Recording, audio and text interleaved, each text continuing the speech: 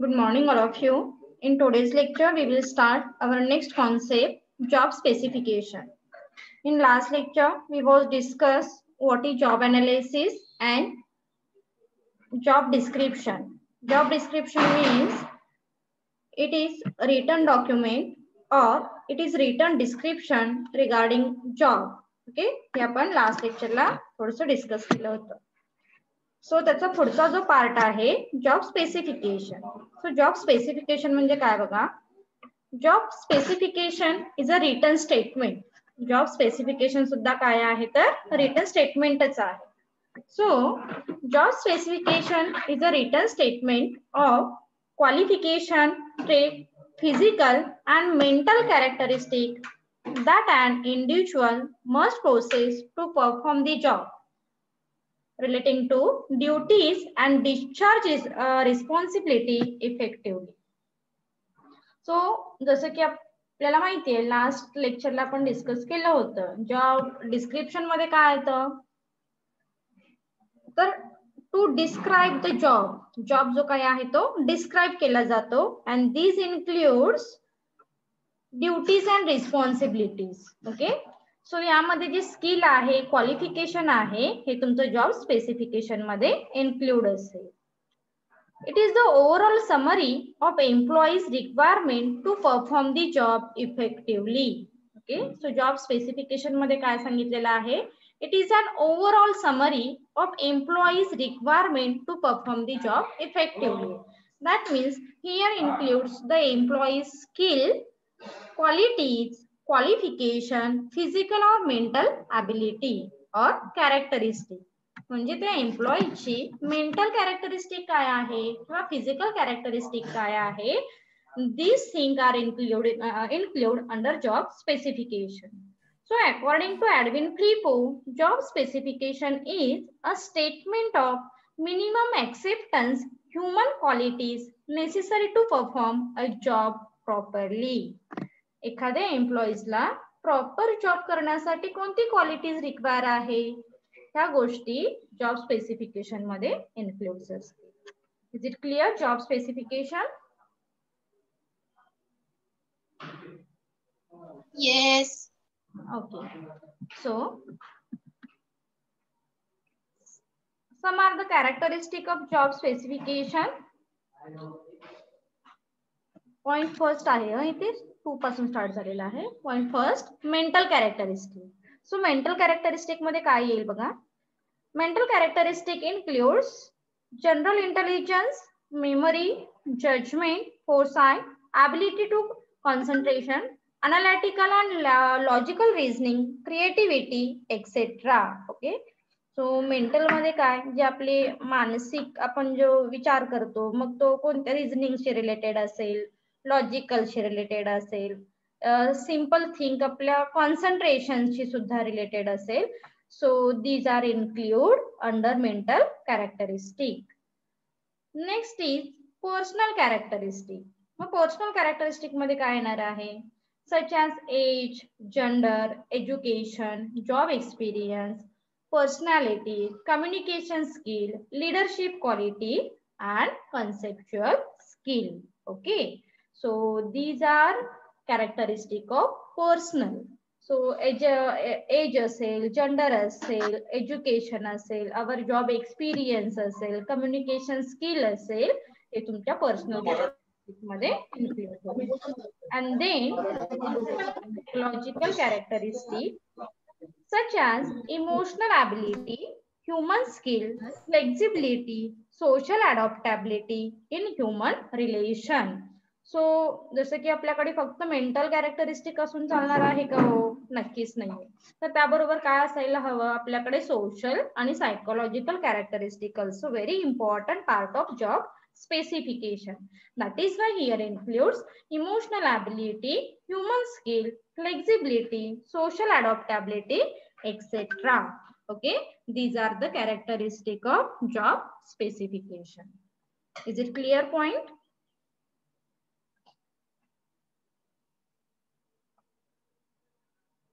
Is it clear characteristic of job specification? अरे बोला. Is it clear? Yes. फटाफट answer येऊ देत. So now we start our next concept. What is job design? Explain its technique. So technique आपल्याला फार खूप सारे नाही आहेत. Just only 4 techniques of job design, but it's very important part of human resources. Okay. So now we start our next concept. What is mean by job design? आता job design ह्या wording वरूनच तुमच्या लक्षात येईल की इथे सुद्धा काय केलं जाणार आहे, तर जॉब हा डिझाईन केला जाईल. So job design refers to integrating job responsibility and qualification that are required to perform the same. Okay. म्हणजे तुमचं क्वालिफिकेशन काय आहे आणि रिस्पॉन्सिबिलिटी काय आहे हे इंटिग्रेट करण्याचं काम जॉब डिझाईनच्या अंडर केलं जातं. Job design matches the requirement of the job with human qualities required to do the job. म्हणजे एखादा जॉब करण्यासाठी आपल्याकडे कोणतं क्वालिफिकेशन रिक्वायर आहे आणि त्याचबरोबर कोणती क्वालिटीज असणं महत्वाचं आहे, ह्या मॅच करण्याचं काम जॉब डिझाईनच्या अंडर केलं जातं. It involve conscious effort to organize tasks, duties and responsibilities into a unit of work to achieve certain objective. आणि ह्या मॅचिंग मधूनच तुम्ही काय करू शकताय, we can easily achieve organisational task and goals and objective. So job design is the process. मग job design काय करेल, ज्यावेळी हे मॅचिंग केलं जाणार आहे त्यावेळी त्यांना सेव्हरल स्टेप फॉलो कराव्या लागणार आहेत. सो काय आहेत बघा job design process. First is a deciding the context of the job. पहिल्यांदा आपल्याला काय करावं लागेल, जॉब डिझाईनचा कंटेक्स्ट हा deciding the content of job काय आहे, कंटेंट हा महत्वाचा असेल. Second deciding method to carry out the job. मग आपल्याला मेथड कोणत्या आपण फॉलो करणार आहोत ह्या काय असणार आहेत तर महत्वाच्या असतील. Third is fixing the duties and responsibility of the job. मग एम्प्लॉईची ड्युटी किंवा रिस्पॉन्सिबिलिटी इथे फिक्स करणे. And deciding the relationship between the job holder and his superior, subordinate and colleague. आणि प्रत्येकासोबत त्या एम्प्लॉईचं रिलेशन सुद्धा मॅच करणं किंवा मेंटेन करणं, these are also very important part of human resource management. Okay. म्हणून आपण याचा स्टडी किंवा ह्या गोष्टी कुठे प्रेफर करतो, जॉब डिझाईनच्या under. Is it clear concept of job design?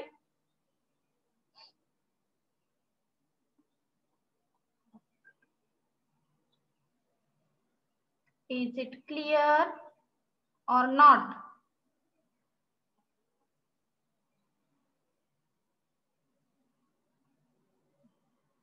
Is it clear? जर बोलायचं नसेल, तुम्हाला उत्तर द्यायची नसतील, क्लासमध्ये नाही आलात तरी चालेल, जस्ट रेकॉर्डिंग बघा. Yes.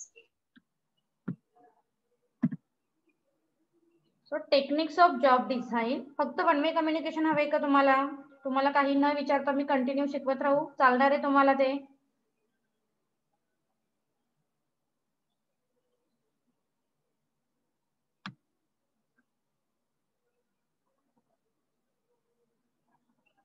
Techniques of job design. So ह्या प्रत्येक पॉइंटवरती तुम्हाला ऑब्जेक्टिव्हचे क्वेश्चन हे फ्रेम केले जाऊ शकतात. What is mean by job specification, job simplification, job rotation, job enlargement and job enrichment. That is why this is very important concept of job design. So first of all we will clear what is mean by job simplification. So under this method the job is simplified by breaking it down into a small sub part. म्हणजे job simple कधी होऊ शकतो, जर आपण जॉबचं distribution हे सब part मध्ये केलं तर जॉब हा सिंपल होऊ शकतो असं सांगितलं जातं. That is why here called the job is simplified by breaking it down into the small sub part. Then each part of the job is assigned to a worker who does the same task over and over again. मग हा task कोण complete करणार आहे, तो कशा प्रकारे assign केला जाईल, हे सगळं जॉब सिम्प्लिफिकेशन मध्ये डिसाइड केलं जातं. These enable the worker to gain proficiency in doing the repetitive task. Okay, आणि तुमच्या ह्या रिपिटेटिव्ह टास्क मध्ये प्रोफिशियन्सी येण्यासाठी here we prefer or we choose job simplification technique, right? Second, job rotation. आता ह्या वर्डिंग वरूनच तुमच्या लक्षात येईल इथे काय केलं जाणार आहे, तर जॉब हा रोटेट केला जाईल. So one solution to boredom in work is job rotation. So job rotate केला जाईल. Job rotation implies moving of employees from one job to another job without any, हे महत्वाचं असेल. पुढे काय सांगितलंय बघा, जॉब रोटेशन म्हणजे आपण काय करतो, so it's simple, moving of employees from one job to another job but without any change the job, म्हणजे त्या एम्प्लॉईची सॅलरी न चेंज करता, त्याचं स्ट्रक्चर न चेंज करता, just here we rotated or we move employees from one job to another job. In other words, the employees perform different job but of the same nature. It's very important thing. काय सांगितलेलं आहे, Pizza lack of network, that is why. So खूपच आवाज अटकतोय का, सगळ्यांनाच problem आहे. जसं ठरवून आलेलं आहात का की क्लासमध्ये काहीच बोलायचं नाही. Am I audible? मॅम, हा बोलो. ब्रेक होतोय आवाज मध्ये मध्ये. नेटवर्कचा थोडासा इश्यू आहे, जस्ट एक मिनिट, मी जरा कनेक्शन चेंज करते. झालं तर ठीक, बेटा.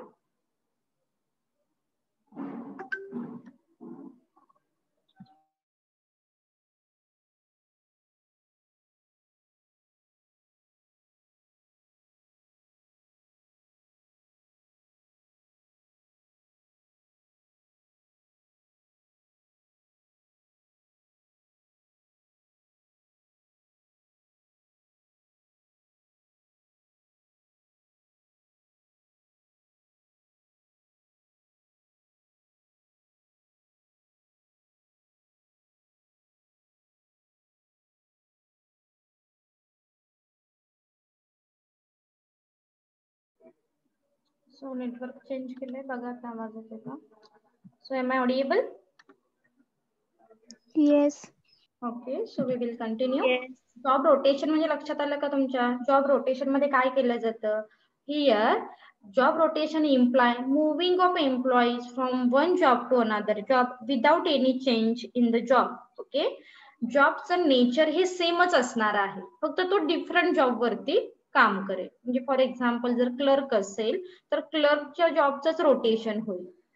सपोज जर मॅनेजर असेल तर मॅनेजरच्या जॉबचं रोटेशन होईल, right. So similar similar job त्याला प्रोव्हाइड केला जातो, सेम नेचरचा असला पाहिजे, फक्त तो रोटेट होतो. So this is also one of the techniques of job design. So next is job enlargement. तर ह्यामध्ये बऱ्याच स्टुडंटचं कन्फ्युजन होतं, जॉब इनलार्जमेंट म्हणजे काय अँड जॉब इनरिचमेंट म्हणजे काय. सो काय सांगितलेलं आहे बघा, job enlargement. Job enlargement involve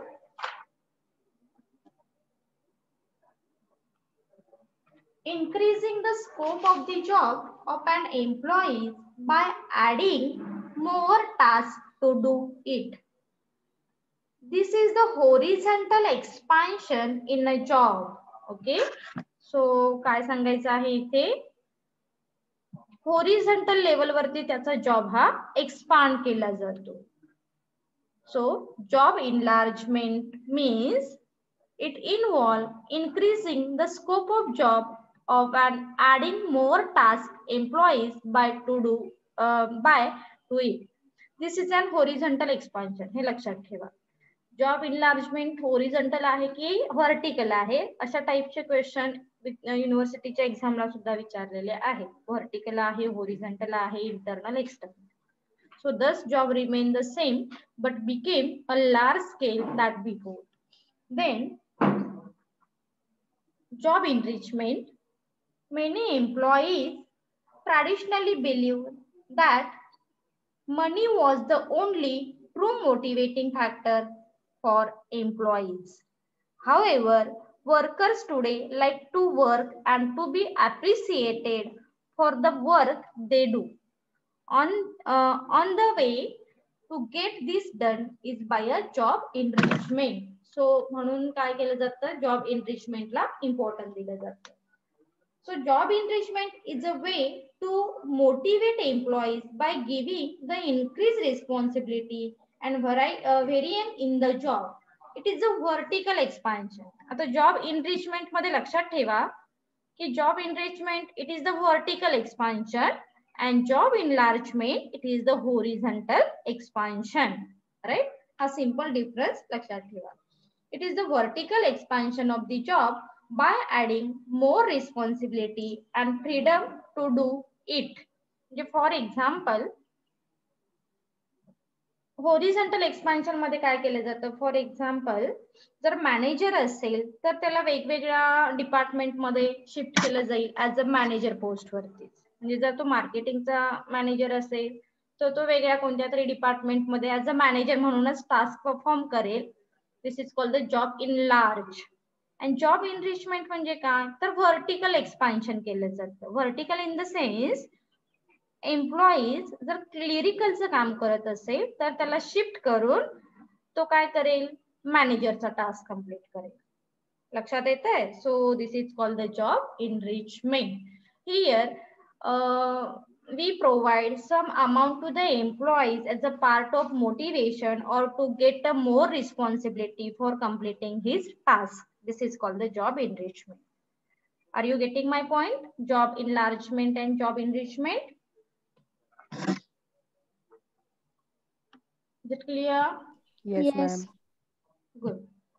So now we start. Yes.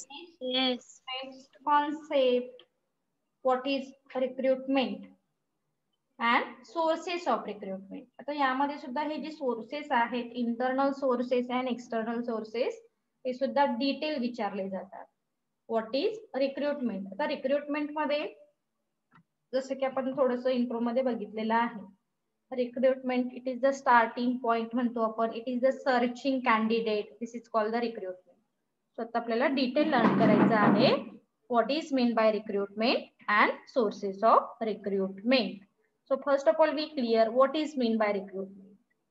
So recruitment is the first step towards the process of procuring human resources for the organization. Okay, so इथे आपण काय करतोय, recruitment it is the first step.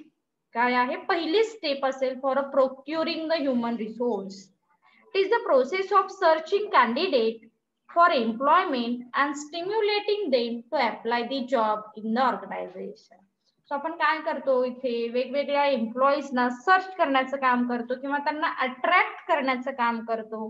This is called the recruitment. So जसं आपल्याला माहिती की इकॉनॉमिक्सचे father जे म्हणतो आपण किंवा सगळ्या मोस्टली डेफिनेशन कॉन्सेप्ट ह्या कोणी लिहिलेले आहेत सांगा बरं इकॉनॉमिक्स मध्ये. Adam Smith, right. तुझे इकॉनॉमिक्सचे फादर आहेत. मॅनेजमेंटचे फादर कोण आहेत, सायंटिफिक मॅनेजमेंटचे फादर F.W. टेलर. माहिती आहेत ना, लक्षात आहे ना. सो जर तसंच ह्युमन रिसोर्सेस मॅनेजमेंटच्या मोस्ट ऑफ द कॉन्सेप्ट कोणी इंट्रोड्यूस केलेले असतील तर अकॉर्डिंग टू एडविन फ्लिपो. हे लक्षात ठेवा. सो एडविन फ्लिपोच्या मते रिक्रुटमेंट म्हणजे काय आहे बघा. Recruitment is the process of searching for prospective employees and stimulating them to apply job in the organization. Recruitment it is the process of searching the employee. Searching कोण search करतं, कोणती step search करते, selection करते, induction करते, orientation करते की recruitment करते, असे ऑब्जेक्टिव्हचे क्वेश्चन हे एक्झामला येऊ शकतो. So is it clear intro? Yes. Yes, ma'am. Okay. So sources of recruitment. आता आपल्याला लक्षात आलं की रिक्रुटमेंट म्हणजे काय? Searching of employees. Okay. So हे जे एम्प्लॉईज सर्च करायचे आहेत किंवा एम्प्लॉईजना अट्रॅक्ट करायचं आहे फॉर अप्लाइंग द जॉब साठी अप्लाय करण्यासाठी. मग यासाठी आपल्याला 2 सोर्सेस आपण काय करतो, प्रेफर करतो. तर सोर्सेस ऑफ रिक्रुटमेंट काय आहेत बघा. The sources of recruitment may be broadly classified into 2 categories. These are internal sources and external sources. The sources within the organization itself to fill vacant position are known as the internal sources of recruitment. For example, मला एखादी senior post काय करायची आहे, vacant होती ती भरायची आहे. तर मी काय केले, ज्युनियर एम्प्लॉईज आहे ज्यांचा एक्सपिरियन्स आहे किंवा त्यांना प्रॉपर नॉलेज आहे, त्याच एम्प्लॉईजला काय केलं, अप्पर पोझिशनला शिफ्ट केलं. म्हणजे आपण काय केला, इंटरनल सोर्स हा यूज केला. लक्षात येत आहे.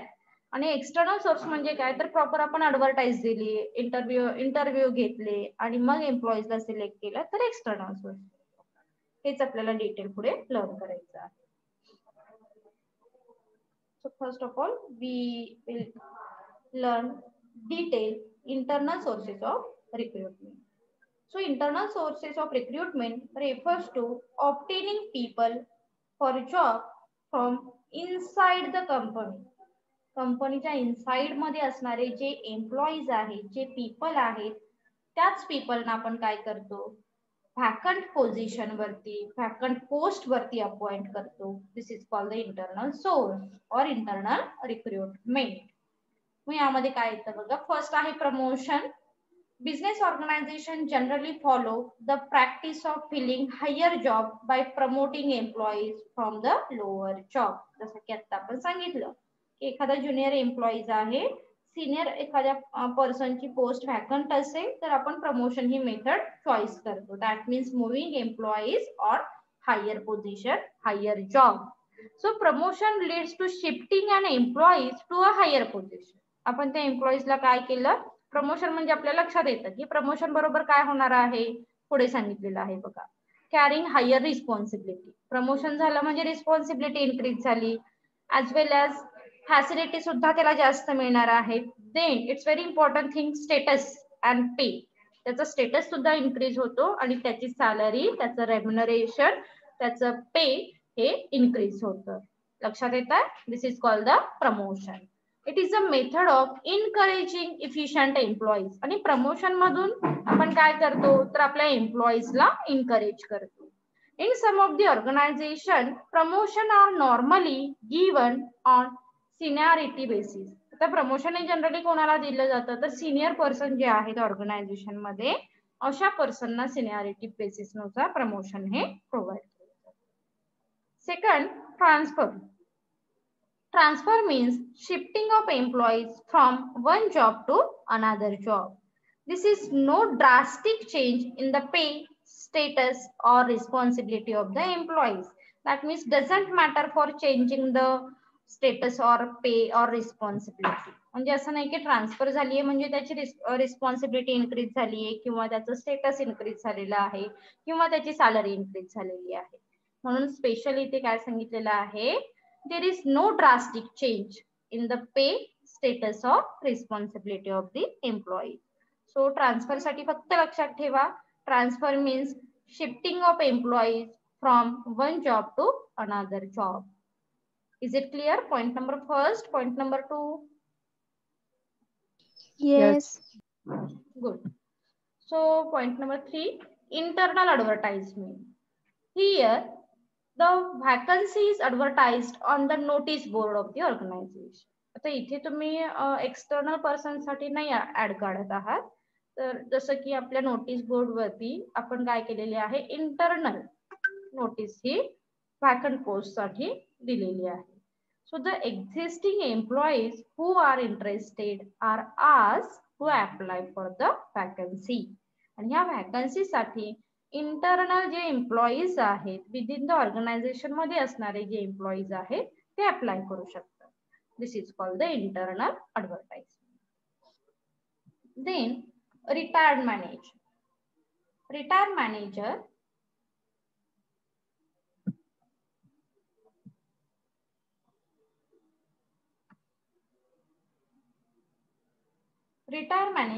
sometimes companies call back personnel who have retired from the organization. This is the temporary measure. It is done when the organization cannot find a suitable candidate. It's very important. लक्षात ठेवा, retire मॅनेजरना आपण retain का करून ठेवतो? जर त्यांना एखादा suitable candidate मिळत नसेल तर जे रिटायर पर्सन आहे त्यांना आपण कॉल बॅक करतो आणि परत त्यांनाच अपॉइंट करतो आपण त्या पोस्ट साठी. This is called retired manager. Is it clear? Point number 3. Point number 4. Yes. Okay. Then next is recall from long leave. The organization may recall a manager who has gone on a long leave. This is done when the organization face a problem which can only be solved by the particular manager. After he solved the problem, his leave may be extended. लक्षात येतंय? So आता इथे आपण काय करतो, जो एखादा person long leave वरती गेलेला आहे पण तोच पर्सन ऑर्गनायझेशनचा प्रॉब्लेम हा सॉल्व्ह करू शकतो. That time here organisation prefer recall from the long leave. So organisation काय करेल, अशाच मॅनेजरला अशाच पर्सनला रिकॉल करेल and then appoint such a types of employees for solving a particular problem, and after that he leave may be extended. आणि त्याची जी leave आहे ही एक्सटेंड केली जाऊ शकते. This is also part of internal sources of recruitment. and then extension of services. So it is the extending the services of employees by recruiting them again. आणि existing एम्प्लॉईजलाच appoint केलं जातं कारण त्याची service extend केली जाते, extension म्हणतो आपण. तो हा सुद्धा एक इंटरनल सोर्सेसचा पार्ट आहे. Catalog. The organization can have a catalog, that is a list comprising of name of all employees along with their qualification, experience, aptitude, etc. If a need arises, then the manager can pursue through the catalog to find out the right candidate. आणि जसं की आपल्याला माहिती आहे की एखाद्या एम्प्लॉईजला जेव्हा आपण ऑर्गनायझेशन मध्ये अपॉइंट करतो, here we maintain all detail of the employees for the purpose of employees evaluation as well as for the purpose of for a new recruitment. म्हणजे नवीन रिक्रुटमेंट साठी सुद्धा त्याच्या जी इन्फॉर्मेशन आहे त्या इन्फॉर्मेशनचा यूज व्हावा किंवा त्याचं इव्हॅल्युएशन करण्यासाठी सुद्धा आपण ती इन्फॉर्मेशन यूज करू शकतो. दिस इज कॉल्ड द कॅटलॉग. आणि ह्या कॅटलॉग मध्ये एम्प्लॉईची डिटेल इन्फॉर्मेशन ऑर्गनायझेशनने मेन्शन केलेली असते. मग यामध्ये त्याचं क्वालिफिकेशन असेल, एक्सपिरियन्स असेल, काही स्पेशल स्किल असतील तर ते असू शकतात, ऍप्टिट्यूड असेल, etcetera. Then last point is recommendation by senior. The senior can be instructed to keep track to the performance of junior and to record any special skill which they have observed over the year. आणि senior person नेहमीच observe करत असतात बघा की junior person कोण छान का पद्धतीने काम करतं किंवा एखाद्या पर्सन कडे काय स्किल आहे हे काय केलं जातं तर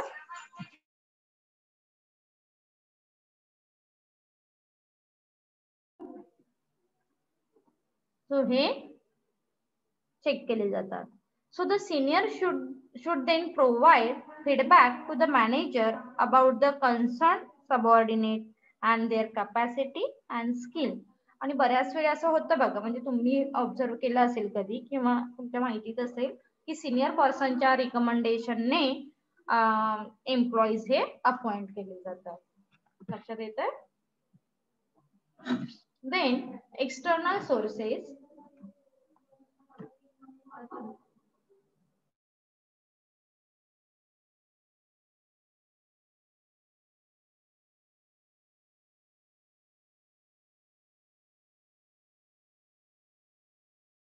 Then external sources of recruitment.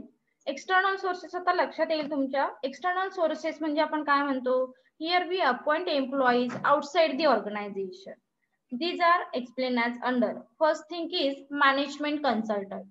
So some company make use the management consultant for selecting higher level staff such as entry level management trainee and middle level manager.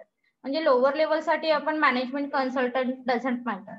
So जे higher position साठी आहेत त्यांच्यासाठी मात्र आपण काय करतो, मॅनेजमेंटना नक्कीच consult करून त्यांच्या कन्सल्टंटने एम्प्लॉईजला अपॉइंट करतो. These consultants act as a representative of the employer. They make all the necessary arrangement for recruitment and selection. In return, their services, they take a service charge or commission. आणि काय करतो आपण त्यांच्याकडून service charge आणि commission हे देतो.